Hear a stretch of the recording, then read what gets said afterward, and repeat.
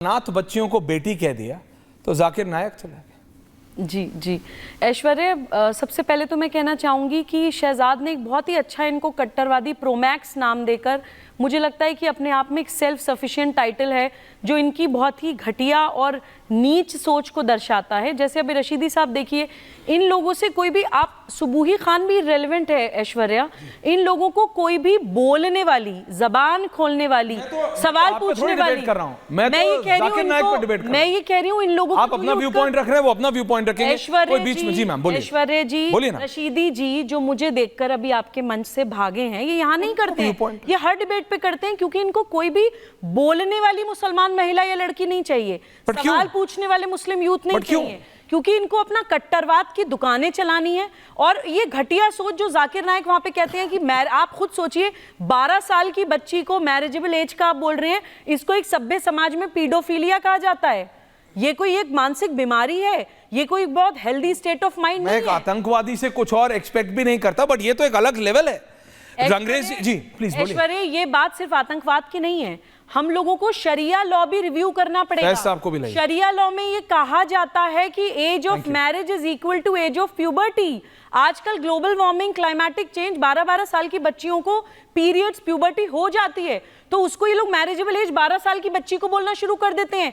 क्या ये एक बहुत ही घटिया सोच आज के सिविलाइज समाज में नहीं है? सिर्फ आतंकवादी नहीं बोल रहा है, ये यहाँ पे जितने भी बैठे हैं इनसे पूछिए, ये भी बोलेंगे। नहीं, क्यों बोलेंगे? पूछिए age of marriage. Why are you dictating them? This is where I differ with you. आप उनका व्यू पॉइंट अपने आप बोलने दीजिए। I really hope, मेरी उम्मीद है, yes, चलिए, एक राजनीतिक दल के रिप्रेजेंटेटिव हैं रंगरेज साहब, AIMIM के, डेमोक्रेसी, मैं नहीं ये उम्मीद करता कि ऐसे करेंगे, पढ़े लिखे व्यक्ति हैं, मेरी ये उम्मीद है, और मैं नेशनल टीवी पे कह रहा हूं, रंगरेज साहब, आप और हम डिबेट के पहले भी, डिबेट के बाद भी बात करते हैं, मुझे कभी ऐसा नहीं लगा कि आप ऐसी सोच के। मैं आपसे जानना चाहता हूं, मुझे बताइए, जाकिर नायक की ये सोच, आतंकवाद वाली सोच, और अब सिर्फ अनाथ बच्ची को बेटी कह दिया, क्या गुनाह हो गया? कोई धर्म, कोई मजहब इसकी खिलाफत कर सकता? मैं आपसे पूछ रहा हूं अंग्रेजी। नहीं, इस तरीके की तो नहीं, मगर हम जाकिर नायक का मैं प्रवक्ता तो नहीं हूं। हाँ, वही ऑब्वियसली मैं जानता हूं, लेकिन आप रियलिटी तो बोलिए। और जो जाकिर नायक सही तो सही होगा ना, गलत हमारे देश के खिलाफ अगर कोई बात करता है तो हम तो उसके विरोध में खड़े हैं। मैं तो इंसानियत के खिलाफ बात कर रहा हूं, ऐसा व्यक्ति इंसानियत के खिलाफ। बिल्कुल, अगर कोई इस तरीके की बात करता है, देश को तोड़ने की बात करता है, तो कुछ लोग हमारे इस देश में भी, कुछ लोग हैं, कुछ लोग बाहर हैं, कुछ लोग यहाँ हैं जो पूरे देश को तोड़ना चाहते हैं, जिनमें मैं खुलकर आज आपको नाम बता देता हूँ, RSS, VHP और बजरंग दल। जब तक इन पर बैन नहीं लगेगा, ये पूरे खुलेआम पूरे देश में माहौल खराब करते हैं। किसी यात्रा से लेकर, यात्रा निकलती है तो मुसलमानों के खिलाफ भड़काऊ भाषण, तो और इस पे जो है अभी शहजाद पूनावाला सबको जो है सर्टिफिकेट बांटना शुरू कर देते हैं कि ये वो है, ये वो है, ये वो है। तो मैं तो इनसे पूछना चाहता हूँ, आप कौन है, आप बता दीजिए। नहीं, आप मुझे बताओ, जाकिर नायक ने अनाथ बच्चियों, पाकिस्तान में एक मौलवी साहब, मुल्ला साहब ने अनाथ बच्चियों को, रंगरेज भाई, मैं प्रैक्टिकली, मैं यहां बैठा हूं ना, कैमरा छोड़ो, मैं यहां हूं, मेरे से बात कर लो। जी, एक अनाथ बच्ची को, अनाथ बच्चियां थी, उनको सिर्फ बेटी बोल दिया, और जो अपने आप को धर्मगुरु कहता है, एक धर्म मजहब का प्रीचर कहता है, उसी नाम पे गया है पाकिस्तान। असलियत में क्या करता है ये आप भी जानते हैं, मैं भी जानता हूं। आपने कहा आप जाकिर नायक के स्पोक्स पर्सन नहीं, बिल्कुल नहीं, और आप नहीं होने चाहिए, और ना आप हैं, I am proud of it कि आप नहीं है। लेकिन आप मुझे बताइए, सिर्फ अनाथ बच्ची को बेटी कह दिया, वो स्टेज छोड़ गया, वो किसी धर्म, किसी मजहब के बारे में बता सकता है? गलत बात है उनकी, और उन्होंने ऐसा किया, गलत बात है। अनाथ बच्चे हैं, और जिनके माँ बाप जो बच्चे को छोड़ जाते हैं, मर जाते हैं, वो सब अनाथ होते हैं। उनका तो हमारे लिए मदरसे में उन्हीं के लिए तालीम भी दी जाती है, उनके लिए फलाबूदी के लिए काम भी किया जाता है मुसलमानों की तरफ से। और इस तरीके से अगर वो ऐसा कर रहे हैं तो देखिए, ये तो अब जहाँ पर वो हैं, हमारी सरकारों को जो स्टैंड लेना चाहिए, कुछ ना कुछ, जब बता रहे हो यहाँ के भगोड़ा हैं, तो उस पर स्टैंड अपना क्लियर करे भारत सरकार भी। बार बार उस पर डिबेट हो जाना, ये तो मेरे को मतलब कुछ समझ नहीं। डिबेट इसलिए बातों पे, क्योंकि आज पता है, आज भारत में हम सब है, शहजाद जी आ रहा हूँ, जस्ट गिव मी 10 सेकंड्स, आ रहा हूँ। भारत और पाकिस्तान में लोग आमतौर पर पूछते हैं, फैज साहब क्या फर्क है सुबुही जी? आज भारत में नवरात्रि हो रहा है, हिंदू धर्म में नवरात्र का पहला दिन है, यहां लड़कियों को, बच्चियों को पूजा जाता है, देवी मान के पूजा जाता है, और वहां, और ये जाकिर नायक की रियल मेंटालिटी है, आप सोचिए, इट्स जस्ट आयरॉनिक। जी, इट इज जस्ट आयरॉनिक कि पाकिस्तान में एक बेटी को अनाथ बच्ची को कह दिया इस आतंक हुआ, तो इस आतंकवादी से बर्दाश्त नहीं हुआ। ये इसका रियल माइंडसेट बताता है, और ये सबको सोचना चाहिए। भारत में भी धर्म गुरुओं को समझना चाहिए। फैज साहब समझना चाहिए कि भाई कौन सही है और कौन गलत। रब्बि इश्रह ली सदरी व यस्सिर ली अमरी वहलुल उक़दतन मिन लिसानी यफ़क़हू क़ौली। ऐश्वर्य भाई, बड़ी गंभीरता से पुनः निवेदन, 120 सेकंड चाहूंगा नॉन स्टॉप। और शहजाद जी आ रहा हूं, मैं आपकी बात से बिल्कुल सहमत हूं। मैं ये निवेदन करता हूं कि इस्लाम को थोड़ा सा समझने की आवश्यकता है। इस्लाम ये कहता है कि जो पापी लोग हैं वो जहन्नम की आग में जलाए जाएंगे, लेकिन जहन्नम की आग को कैसे जलाया जाएगा, जहन्नम की आग का ईंधन कैसे होगा? तो ये जो मौलवी, उलेमा, मुफ्ती तकरीर करने वाले हैं, ये जन्नत की आग का ईंधन होंगे।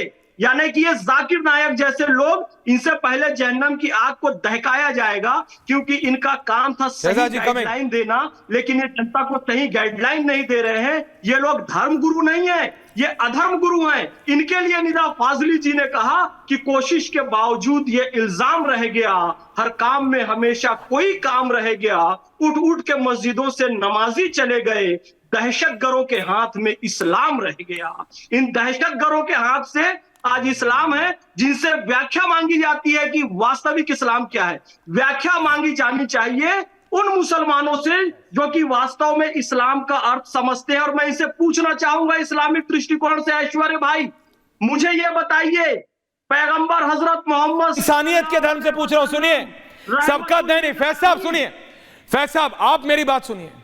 मैं कह रहा हूं भाई, सबका धर्म उनके लिए सर्वोपरि होता है, उनके आराध्य सर्वोपरि होते हैं। शहजाद मैं तो इंसानियत के तौर पे कह रहा हूं, ये आदमी आतंकवाद फैलाता है, ये आदमी बच्चियों के खिलाफ है, ये आदमी इंसानियत के खिलाफ है। भाई ये आदमी किसी धर्म नहीं, इंसानियत के खिलाफ है, किसी देश नहीं। He is against the whole humanity. Shahzad और फिर सुबोही जी आ रहा हूं। देखिए अभी रंगरेज साहब, वैसे मैं रंगरेज साहब का व्यक्तिगत रूप से बहुत सम्मान करता हूं, वो अच्छे प्रखर प्रवक्ता है अपनी पार्टी के। उन्होंने एक बात कही कि बीजेपी आरएसएस के ऊपर प्रतिबंध लग जाए तो देश की समस्याएं हल हो जाए। पर रंगरेज साहब, अभी मैं बीजेपी के प्रवक्ता के रूप में नहीं, एक मुस्लिम के रूप से आपसे बात करना चाहता हूँ जी। हाँ रंगरेज साहब,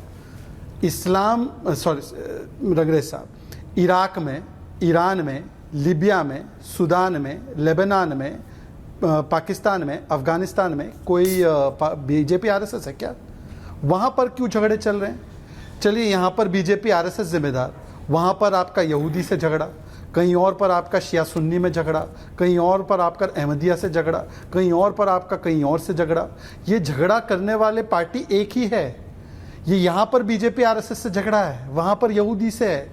ये अपने भीतर भी तो देखकर कुछ बात रखिए ना, आइडेंटिफाई तो कीजिए। दूसरी बात, मेरी पूरी बात हो जाने दीजिए, मेरी पूरी बात हो जाने दीजिए, मेरी पूरी बात हो जाने दीजिए। रंगरेज साहब, मैंने आपके बीच में एक भी बात नहीं बोला, मैं अपनी पूरी बात रख लूँ, उसके बाद आप बोलिए ना, आप ही को बोलना है। आप इसी के लिए तो आए हैं, अपनी बातें रखने के लिए।